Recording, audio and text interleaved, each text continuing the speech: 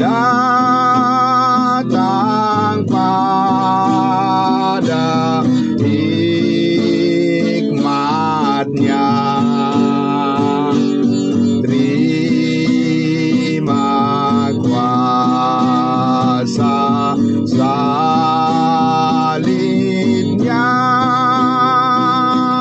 hikmat besar.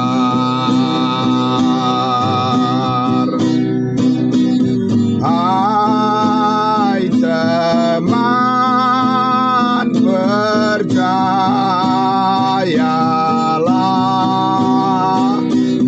jangan engkau ragukan, hanya dengan beriman, hikmat besar, hikmat besar, hikmat besar, hikmat besar,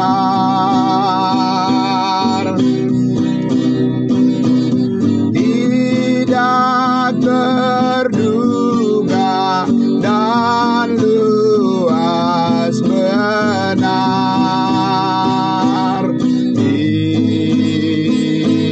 hikmat besar, hikmat besar, hikmat besar,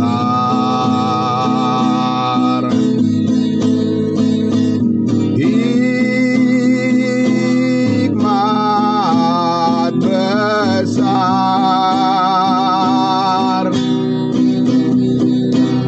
tidak terduga dan luas benar,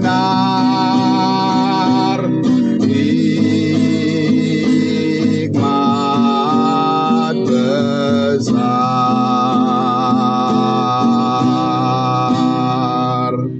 Puji Tuhan, Bapak Ibu Saudaraku yang dikasihi Tuhan Yesus. Sekali lagi selamat pagi, salam kudus buat kita semuanya, saudara-saudaraku yang sangat luar biasa. Pada pagi hari ini sudah bersama-sama kita bangun pagi dan kita semua dengan semangat yang dari kasih Tuhan kita bisa bersama-sama mendengarkan kebenaran firman Tuhan. Untuk itu saudara-saudaraku yang dikasihi Tuhan Yesus, mari kita tundukkan hati kita, mari kita berdoa. Hikmat besar, tidak terduga dan tidak terselami jalan-jalan-Mu ya Tuhan. Dan begitu nyata kasih setiamu Bapa, apa yang telah Engkau nyatakan oleh kasih karunia-Mu Tuhan, merupakan karya yang terbesar, yang merupakan pengalaman yang luar biasa bagi kami Tuhan Yesus. Dan kami berterima kasih ya Tuhan, segala pimpinan dan tuntunan Tuhan, sejak kami diselamatkan, kasih setiamu senantiasa menjadi andalan kami. Terima kasih Bapa di surga. Terima kasih Tuhan memberkati semuanya saudara-saudara kami yang sudah berkenan dengan hati yang tulus dan merendahkan hati di hadapan Tuhan. Kami semua pagi hari ini menyambut kebenaran firman-Mu. Dalam nama Tuhan Yesus kami berdoa dan bersyukur. Haleluya. Amin. Amin. Puji Tuhan. Ya, baik saudara-saudaraku yang sangat terberkati oleh kasih Kristus Yesus. Pagi hari ini kembali kita akan mengadakan perjalanan wisata rohani kita. Luar biasa ya. Untuk menelusuri bagian dari kebenaran firman Tuhan secara detail dari kitab Galatia. Sampai kita nanti Bapak Ibu Saudaraku bisa melihat dengan sejelas-jelasnya bagaimana kebenaran Injil kasih karunia Tuhan merupakan harta yang paling berharga, yang sangat mahal bagi kita, dan kita akan terus membagikan itu kepada orang lain menjadi berkat yang besar bagi mereka semua. Nah, Bapak Ibu Saudaraku yang dikasihi Tuhan Yesus, nah, kembali kita akan membuka Alkitab kita dari kitab Galatia pasal 1. Ya, Galatia pasal 1, dan kita akan membaca bagian ini dari ayatnya yang ke 11. Saya akan membacakan sampai ayatnya yang ke-24, ya. Bapak Saudara, sudah semuanya, sudah saudaraku, ya. Mari kita lihat lagi dari ayatnya yang ke-11 sampai ayatnya yang ke-24. Satu perikop akan saya bacakan untuk kita semuanya. Baik, puji Tuhan. Ya, demikian firman Tuhan. Sebab aku menegaskan kepadamu saudara-saudaraku, bahwa Injil yang kuberitakan itu bukanlah Injil manusia. Karena aku bukan menerimanya dari manusia, dan bukan manusia yang mengajarkannya kepadaku, tetapi aku menerimanya oleh penyataan Yesus Kristus.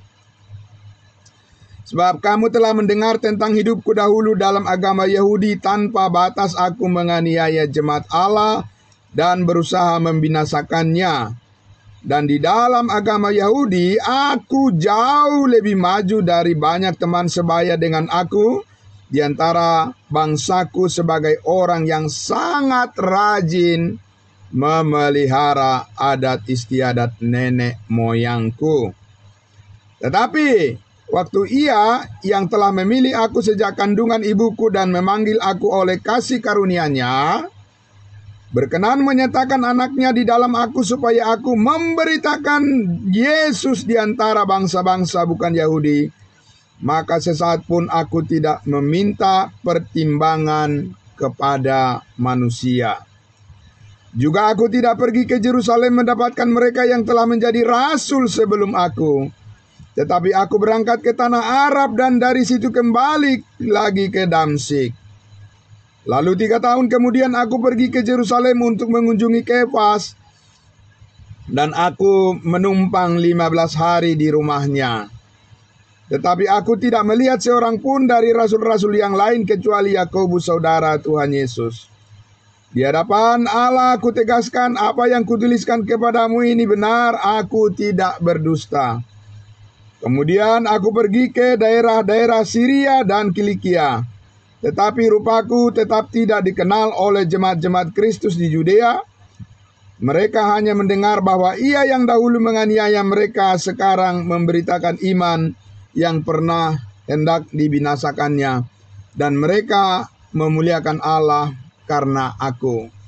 Nah, saudara-saudaraku yang dikasihi Tuhan Yesus, ini adalah bagian pengalaman yang menceritakan bagaimana masa lalu Paulus, ya, dan bagaimana ia sekarang menerima kasih karunia Tuhan, ya. Dan saudara-saudaraku yang dikasihi Tuhan Yesus, bahwa di sini kita lihat ada beberapa hal yang sangat penting, ya, ditekankan oleh Rasul Paulus untuk menegaskan bagaimana Tuhan mengubah hidupnya secara drastis, ya, secara luar biasa, ya, berubah 180 derajat, ya, saudaraku, dari kehidupan yang lama masuk ke dalam kehidupan yang baru. Dan bagaimana Tuhan memilih dia menjadi rasul khusus untuk bangsa lain. Ada banyak hal yang ditegaskan oleh Rasul Paulus di sini untuk menjelaskan bahwa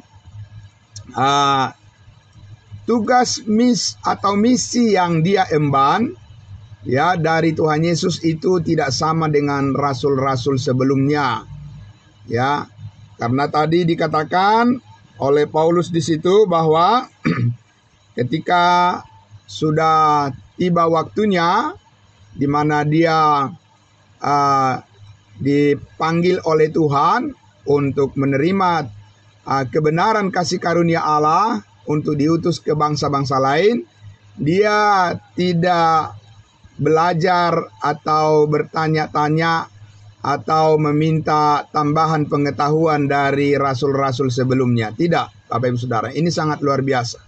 Ya, di mana kita tahu ya semua orang yang ingin mengenal Tuhan itu biasanya adalah belajar dari orang lain yang sudah lebih dulu mengetahuinya, atau ada guru-guru yang mengajarkannya.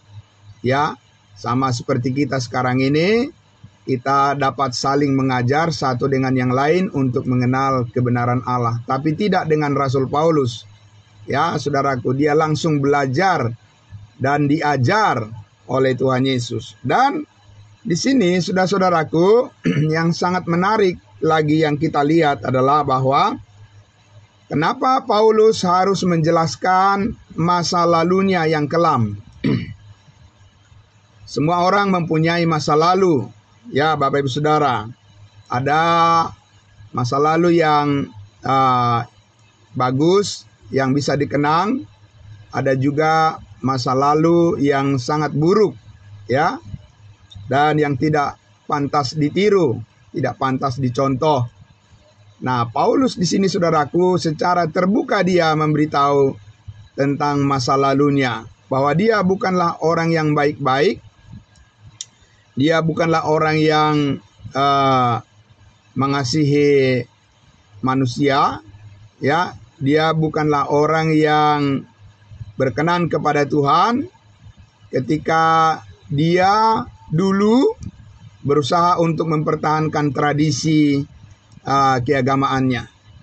Dan ini satu hal yang sangat penting untuk menjadi warning, menjadi suatu peringatan Bapak Ibu Saudara, bahwa orang beragama itu belum tentu dia berkenan kepada Tuhan. Bahkan orang yang sungguh-sungguh beragama, fanatik dengan agamanya, ya Bapak Ibu Saudara, kelihatan dia sangat diikuti oleh orang banyak dan juga kelihatan dia mempunyai wibawa di hadapan para pengikutnya, belum tentu mereka berkenan kepada Tuhan. Dan itu yang ditunjukkan oleh Saulus di dalam pengalaman hidupnya.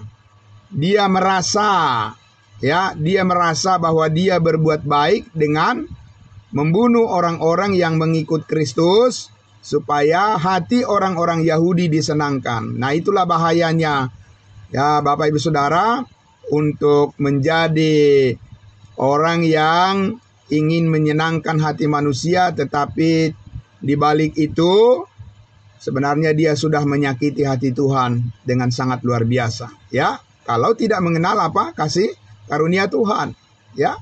Nah, saudaraku yang dikasihi Tuhan Yesus, ini sangat luar biasa. Paulus menjelaskan bahwa dia sangat memelihara, dia sangat getol gitu ya, memelihara adat istiadat nenek moyangnya. Apa adat istiadat nenek moyang orang Yahudi? Ya, tentu memelihara hukum Taurat. Ya, dengan segala penampilan yang sangat luar biasa di hadapan manusia, dapat tepuk tangan dari manusia, dapat aplaus dari manusia. Bapak Ibu Saudaraku, dihargai, dihormati, banyak kekayaan, banyak segala macam dia miliki, menjadi pemimpin orang banyak dan diakui. Itu kebanggaan-kebanggaan yang sangat luar biasa, Bapak Ibu Saudara. Dan Saulus pernah mengalami itu, dan justru dalam posisi seperti itu dia, saudara-saudara, dipenuhi dengan kebencian. Kebencian kepada apa? Kebencian kepada orang-orang yang mengikut Yesus. Kebencian kepada pengajaran yang disampaikan oleh para rasul, ya, Rasul Petrus, Yohanes, Yakobus dan sebagainya kepada bangsa Israel supaya mereka bertobat. Nah, saudara-saudaraku yang dikasihi Tuhan Yesus. Tetapi dikatakan tadi di ayatnya yang ke-15, tetapi waktu Ia, Allah yang telah memilih aku sejak kandungan ibuku dan memanggil aku oleh kasih karunia-Nya, berkenan menyatakan anaknya di dalam aku, supaya aku memberitakan Yesus di antara bangsa-bangsa bukan Yahudi, maka sesaat pun aku tidak meminta pertimbangan kepada manusia. Jadi memang Bapak Ibu Saudaraku yang dikasihi Tuhan Yesus, Saulus tidak tahu bahwa Tuhan sudah memilih dia. Bahkan sejak dari dalam kandungan ibunya, dia tidak tahu Bapak Ibu Saudaraku bahwa Tuhan punya rencana yang sangat indah, yang sangat luar biasa di dalam kehidupannya. Sejauh dia masih bersandar pada dirinya sendiri, sejauh dia masih bersandar pada tradisi-tradisi mereka, ya, sejauh dia bersandar kepada pikirannya sendiri, sejauh dia memandang bahwa usaha dan perbuatannya lah yang membuat dia berkenan kepada Tuhan, maka dia masih jauh dari perkenanan Tuhan. Sampai Tuhan menyatakan dirinya kepadanya bahwa dia diselamatkan hanya oleh kasih karunia Tuhan. Amin. Bapak Ibu Saudara, kalau kita pikir-pikir bagaimana seorang pembunuh, ya, bagaimana seorang pembunuh dan seorang yang sangat dipenuhi dengan kebencian, bagaimana bisa diselamatkan Bapak Ibu Saudara? Pantasnya masuk surga apa masuk neraka ini orang? Ya, pantasnya masuk neraka Bapak Ibu Saudara. Ya, menurut pikiran manusia seperti itu, ya. Karena itu adalah kejahatan yang merugikan orang lain dan dia sudah melakukan perbuatan yang mengikuti pikiran-pikiran iblis. Jadi pantasnya diselamatkan atau tidak Bapak Ibu Saudara dengan perbuatan-perbuatan yang dilakukan oleh Saulus ini, saudaraku. Pantasnya dia dihukum masuk neraka, ya, dan bahkan ditaruh katakanlah di tempat yang paling bawah supaya hukuman atas perbuatannya, ya, atas kebenciannya dan juga apa yang dilakukannya kepada orang-orang lain yang tidak bersalah, supaya dia menerima hukuman yang seberat-beratnya, karena memang itulah hukum, ya. Setambah besar kerugian orang lain yang diakibatkan oleh perbuatan seseorang, maka hukuman baginya juga bertambah berat. Kan begitu ya Bapak Ibu Saudara. Tapi apa yang dilakukan oleh Tuhan kepada Saulus Bapak Ibu Saudaraku, ya, tambah besar dosanya, tambah beringas dia, tambah makin gila dia membunuh orang-orang yang percaya pada Yesus. Tapi disitulah Tuhan menunjukkan kasih karunia-Nya, pengampunan segala dosa kepadanya. Amin. Jadi benar Bapak Ibu Saudaraku yang dikasihi Tuhan Yesus, kalau Paulus berkali-kali menyatakan di kitab Roma, kitab Galatia, kitab Efesus Bapak Ibu Saudaraku, bahwa keselamatan itu bukan karena perbuatan baik, itu sudah benar 100% Bapak Ibu Saudara. Tidak mungkin Saulus bisa diselamatkan dengan segala kejahatan yang dilakukannya. Tidak mungkin Bapak Ibu Saudara. Bagaimana caranya bisa diselamatkan orang yang jahat? Sama seperti orang yang disalibkan bersama Yesus, seorang penjahat yang disalibkan di sebelah Yesus, ya Bapak Ibu Saudara. Bagaimana dia bisa selamat, saudaraku? Ya, dia berkata, Yesus, ingatlah aku jikalau engkau nanti datang sebagai raja. Hanya itu Bapak Ibu Saudara, nyawanya sudah di lehernya. Katakan begitu ya. Tinggal beberapa jam lagi dia menghembuskan napas terakhir. Dan Yesus berkata apa? hari ini juga engkau bersama-sama dengan aku di Firdaus. Bapak Ibu Saudaraku yang dikasihi Tuhan Yesus, bagaimana orang-orang yang jahat seperti itu bisa diselamatkan, saudaraku, kalau dengan perbuatan baik? Ya, karena orang Yahudi, orang beragama, itulah andalan mereka. Bagaimana supaya masuk surga? Berbuat baik. Bagaimana kita supaya diselamatkan? Berbuat baik. Bagaimana kita supaya diterima Tuhan? Berbuat baik. Nah, itu yang ada di dalam pikiran daripada Paulus, bahwa dia berbuat baik menurut tradisi, menurut hukum Taurat. Tapi Paulus telah mengatakan itu semuanya. Di dalam kitab Filipi pasal 3 dia katakan, dia telah membuang itu semua, pikiran yang demikian, dan menganggapnya sebagai sampah. Ya, benar-benar Bapak Ibu Saudaraku, sebagai sampah. Karena apa? Saudaraku yang dikasihi Tuhan Yesus, manusia berpikir bahwa dia bisa menjadi baik dengan usahanya sendiri, dengan pikirannya, dengan agamanya, tapi tidak mungkin. Karena itu sudah dibuktikan oleh orang Israel, orang yang taat beragama, mereka sangat jauh dari Tuhan.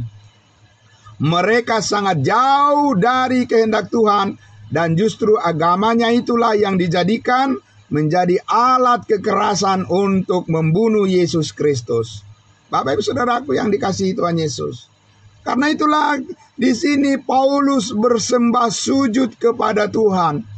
Bersembah sujud di kaki salib Kristus untuk menundukkan kerendahan hatinya, untuk mengakui bahwa tidak ada perbuatan baiknya yang menjadikan dia diterima oleh Tuhan untuk diselamatkan, saudara-saudaraku.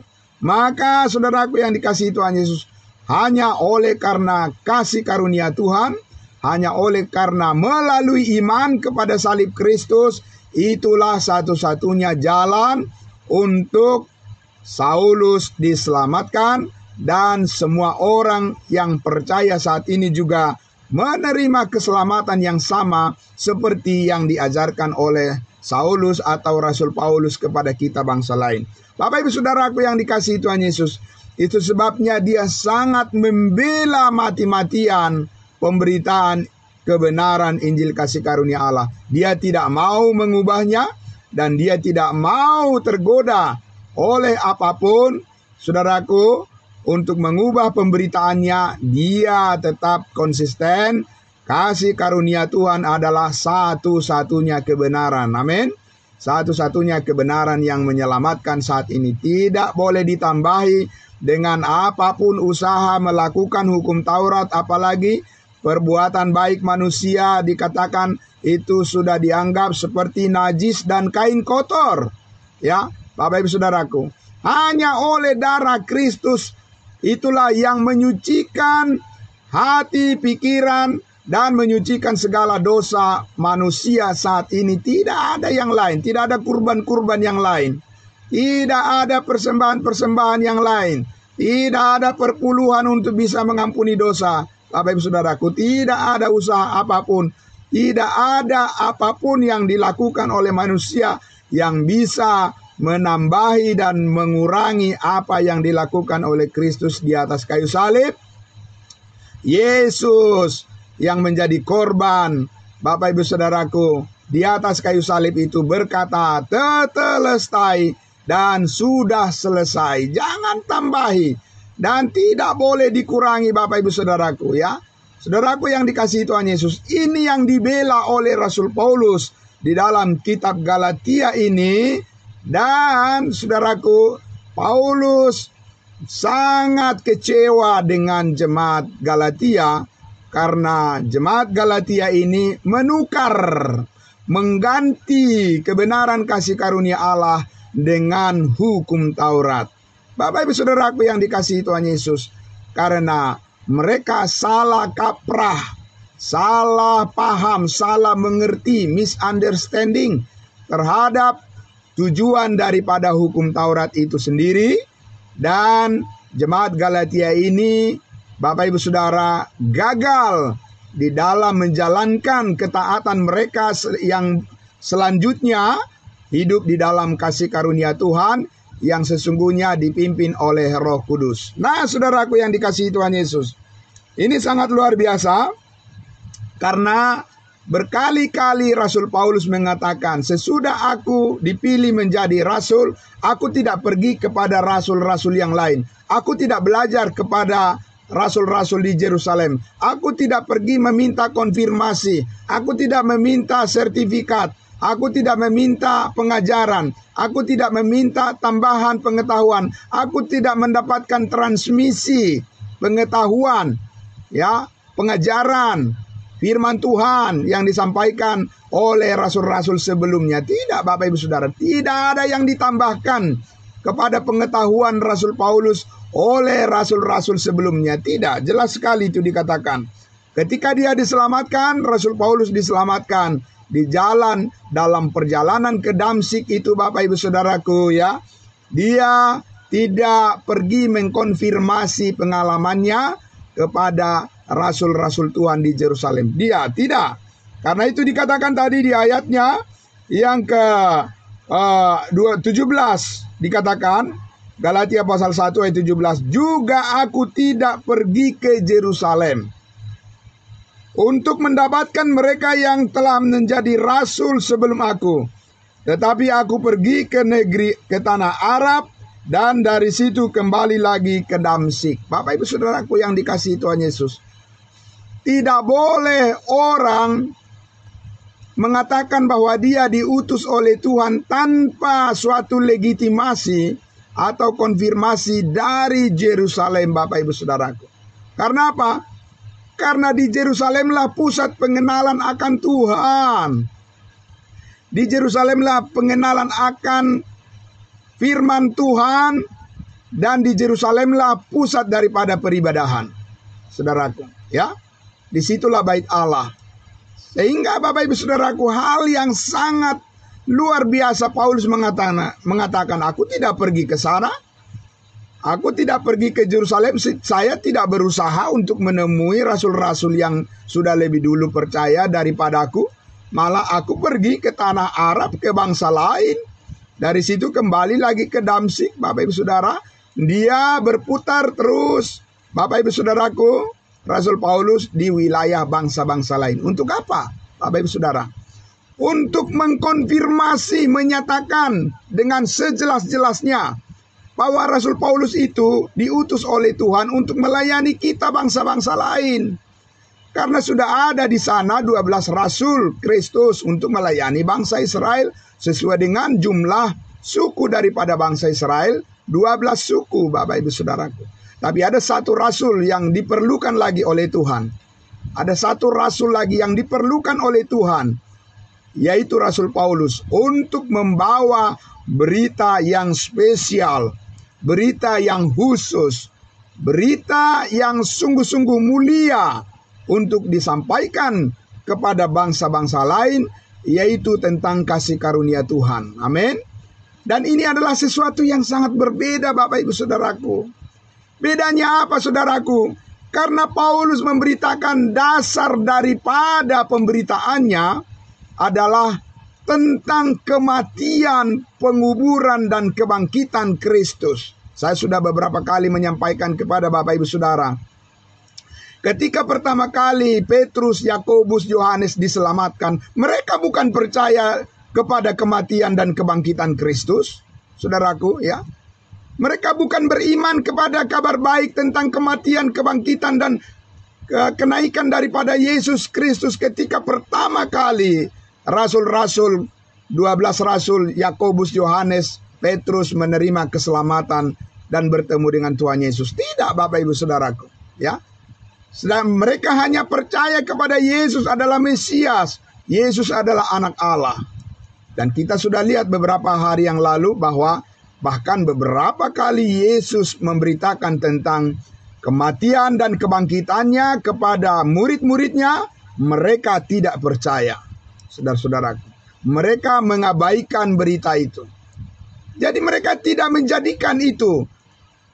Murid-murid Yesus Petrus, Yohanes, Yakobus selama pelayanannya bersama dengan Yesus Kristus, mereka tidak memberitakan tentang kasih karunia Tuhan, yaitu oleh salibnya semua dosa diampuni. Tidak ada itu pemberitaan mereka seperti itu, saudaraku yang dikasihi Tuhan Yesus.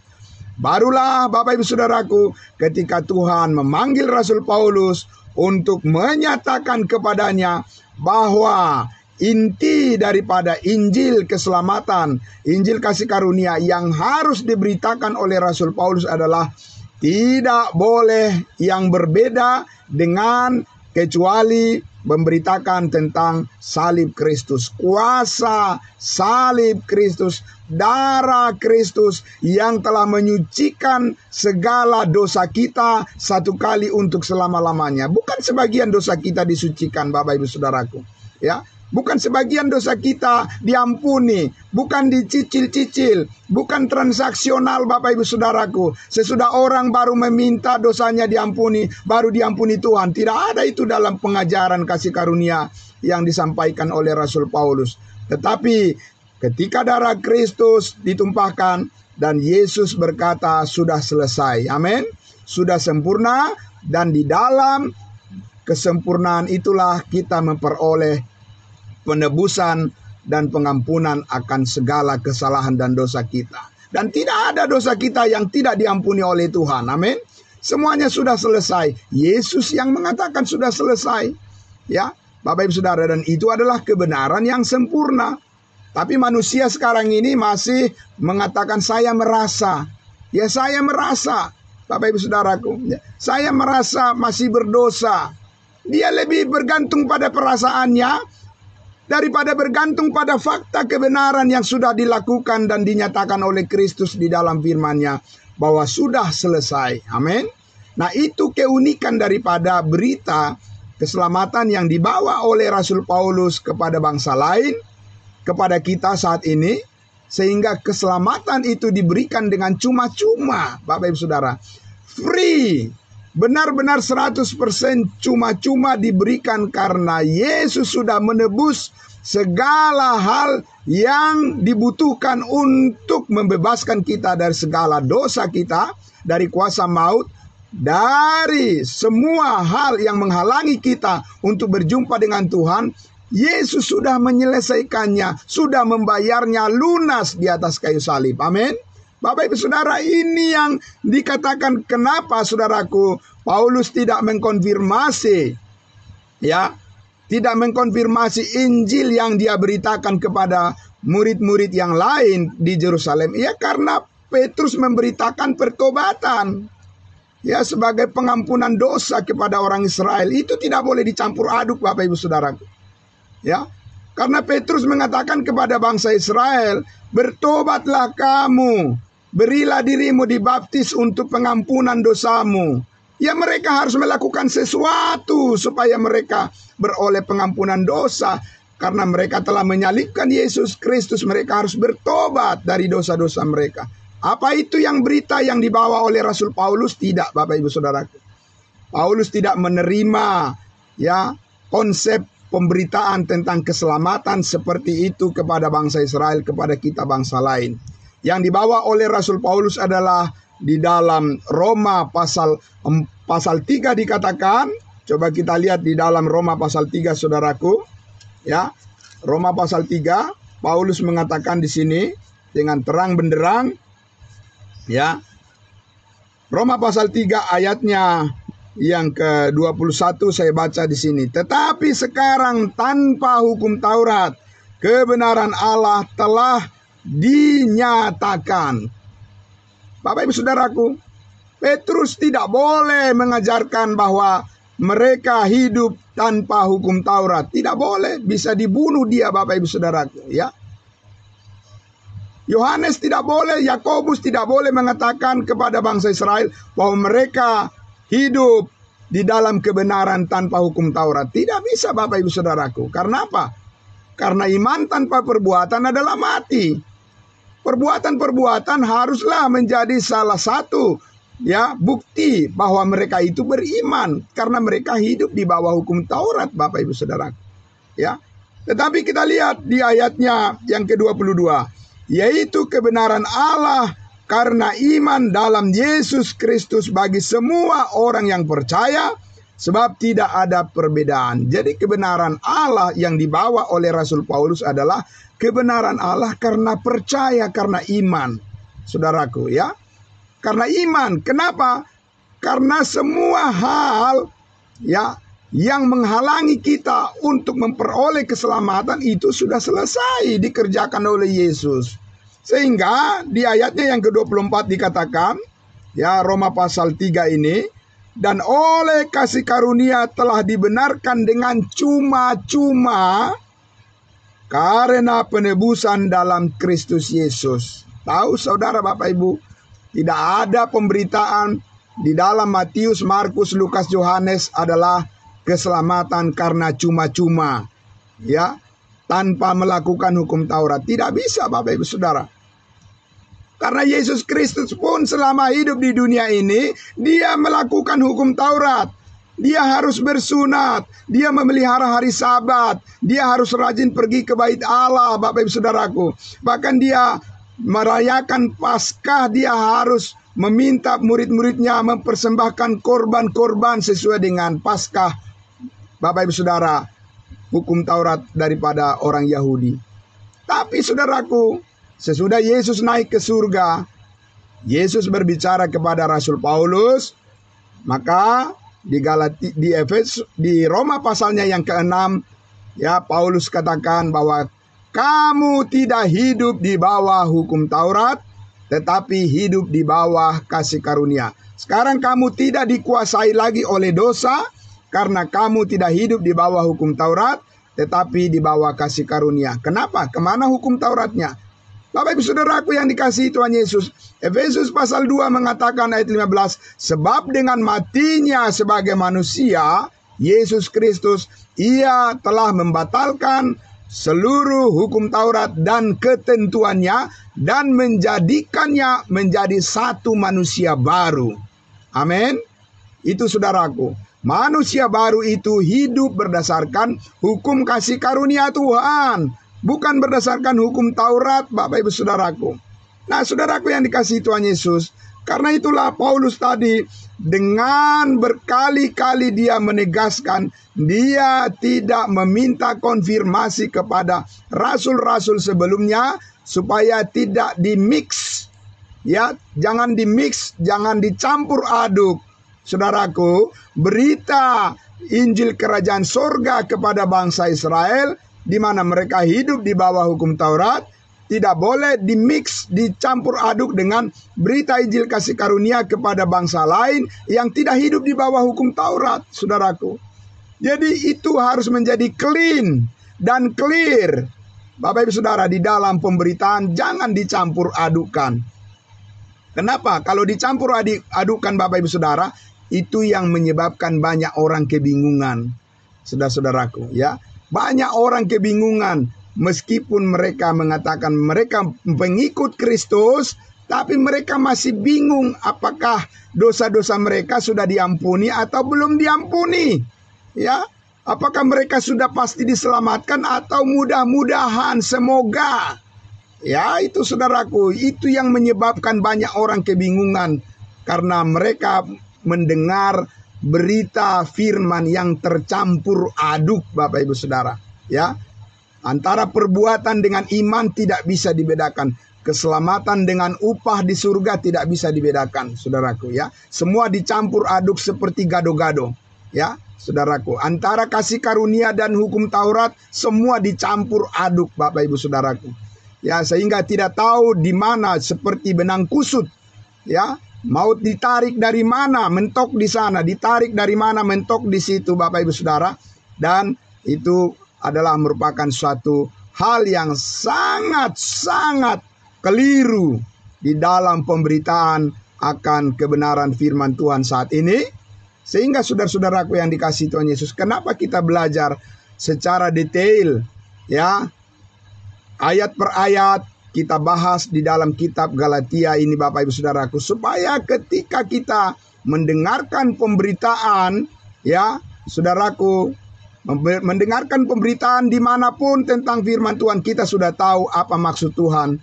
dengan setiap ayat yang dibacakan atau yang disampaikan. Kita tidak akan begitu mudah terombang-ambing, tidak akan begitu mudah dikelirukan lagi iman kita, saudara-saudara. Kita fokus terus kepada panggilan pertumbuhan iman kita di dalam kasih karunia Tuhan, di dalam kemurnian, dan di dalam kesetiaan yang sempurna. Bapak Ibu Saudaraku yang dikasihi Tuhan Yesus. Sehingga kita lihat tadi sedikit lagi di situ.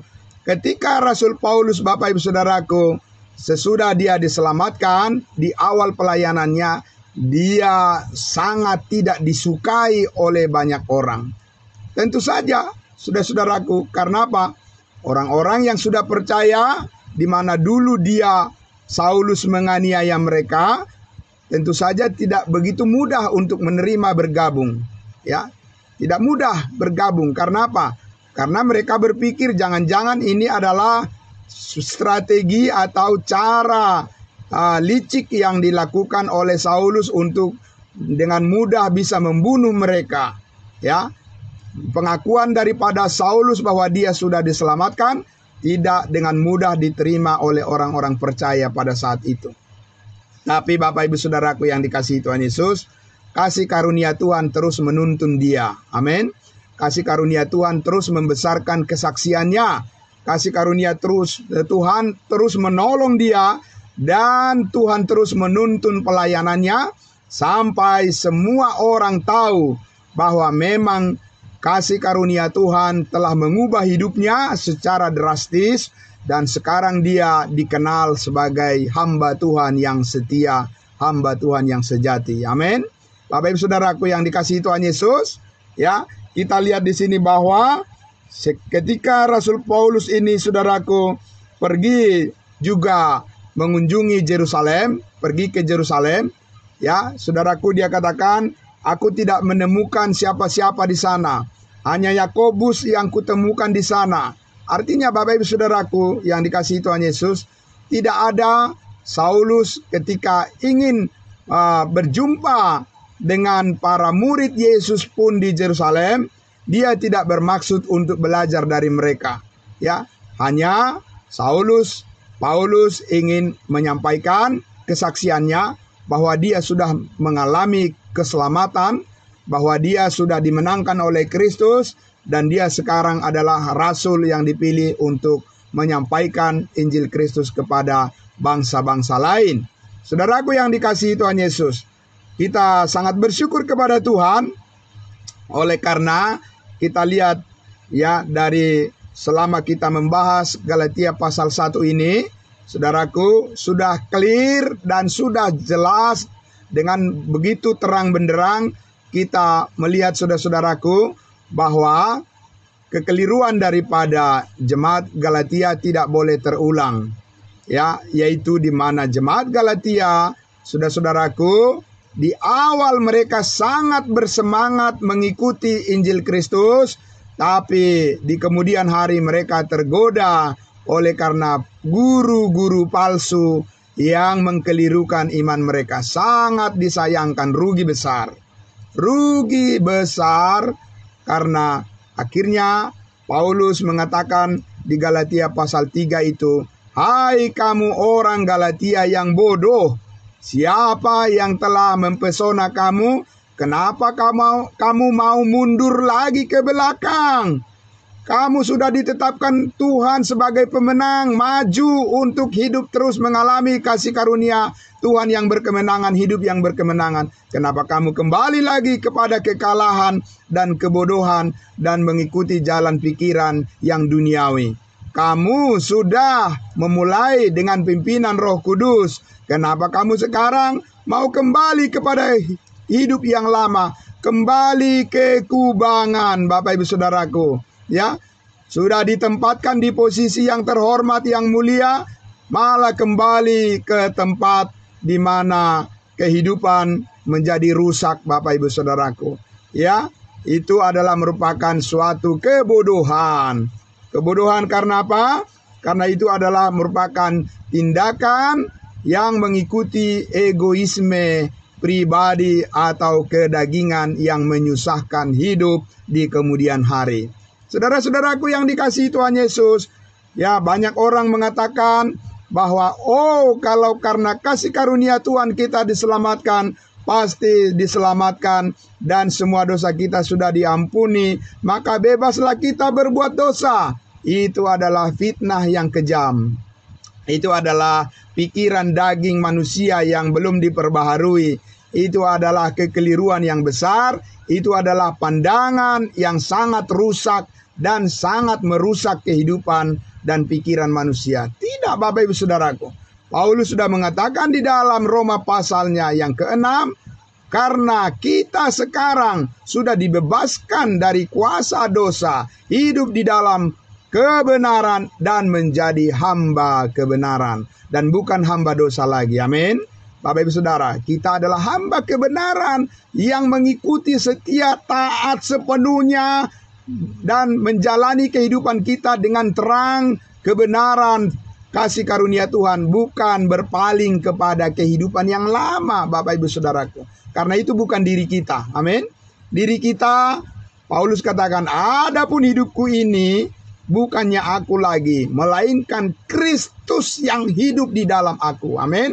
Bapak Ibu Saudara, dan hidup yang kujalani, yang kuhidupi sekarang ini adalah hidup karena kasih karunia Tuhan dan bukan karena kekuatan diriku sendiri. Bapak Ibu Saudara yang dikasihi Tuhan Yesus, berkat Tuhan di pagi hari ini melimpah bagi kita semuanya. Kita sudah mempersiapkan pikiran kita, ditembusi, ya ditelusuri dan didiami oleh kebenaran firman Tuhan, kasih karunia Tuhan, supaya kita tetap tenang menjalani segala aktivitas kita. Amin. Kita tetap di dalam damai sejahtera Tuhan dan kita percaya penyertaan kasih Tuhan akan memberkati semua apa yang kita lakukan. Semuanya berhasil di dalam Tuhan, diberkati oleh Tuhan, dan kita hidup di dalam damai sejahteranya, terus memuji Tuhan dan memuliakan Dia. Apapun yang menjadi persoalan kehidupan kita, kita percaya Tuhan yang memegang hidup kita dengan sempurna oleh karena kasih karunia-Nya. Diberkatilah Bapak Ibu Saudaraku semuanya di pagi hari ini, bersiap untuk melaksanakan segala tugas dan tanggung jawab yang Tuhan percayakan kepada kita. Senantiasa terjaga dengan semangat dan tetap bersyukur, dan senantiasa kita penuh doa, menyerahkan hidup kita kepada Tuhan dan segala aktivitas kita satu hari penuh hari ini. Mari kita berdoa. Bapa di dalam surga, terima kasih Tuhan. Kami bersyukur ya Tuhan Yesus, Engkaulah yang telah mengubahkan hidup kami dari hidup yang lama, dari hidup kesia-siaan. Engkau jadikan kami berharga dan mulia di mata-Mu. Dan Engkau menjadikan kami Tuhan menjadi anggota tubuh Kristus yang sangat terberkati dan tidak terpisahkan lagi untuk selama-lamanya. Kasih karunia-Mu selalu menyertai kami Tuhan, dan tidak ada yang dapat menjauhkan kami dari kebaikan-Mu Tuhan Yesus. Terima kasih Bapa di dalam surga, kami syukuri semuanya ini, dan kami percaya Engkau memakai hidup kami secara luar biasa untuk menjadi saluran berkat bagi banyak orang. Bukan karena kekuatan kami, bukan karena kebaikan kami, tetapi apa yang telah Tuhan sediakan bagi kami, apa yang telah Tuhan Yesus kerjakan dalam kehidupan kami, yaitu kelimpahan kasih karunia-Mu, itulah yang menjadikan hidup kami berfungsi menjadi saluran berkat bagi banyak orang. Diberkatilah semuanya yang mendengarkan kebenaran firman-Mu, di dalam nama Bapa, Putra, dan Roh Kudus kami bersyukur. Haleluya. Amin. Amin. Terima kasih saudara-saudaraku yang sangat diberkati oleh Tuhan Yesus. Ya, terima kasih. Selamat pagi, sampai jumpa besok pagi lagi. Selamat beraktivitas. Tuhan Yesus memberkati kita semuanya. Ya, salam kudus buat kita semuanya. Selamat pagi.